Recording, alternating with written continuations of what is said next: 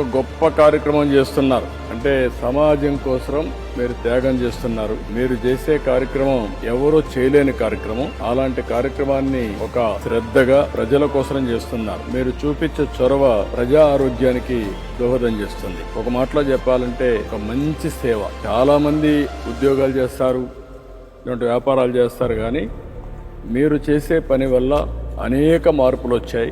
ఎప్పుడో నేను పచ్చదనం పరిశుభ్రంతో ప్రారంభించి తర్వాత స్వచ్ఛ భారత్కి నేనే రిపోర్ట్ ఇచ్చి ఈరోజు స్వచ్ఛ ఆంధ్రప్రదేశ్ కార్యక్రమం చేస్తున్నాం. మనం కూడా స్వర్ణాంధ్రప్రదేశ్, స్వచ్ఛ ఆంధ్రప్రదేశ్ 2 కార్యక్రమాలని ముందుకు తీసుకుపోతున్నాం. ఇందులో మీరు భాగస్వాములు అయ్యారు. మిమ్మల్ని అందరినీ మనస్ఫూర్తిగా అభినందనలు. మీ అందరికీ పాదాభివందనం చేస్తున్నా.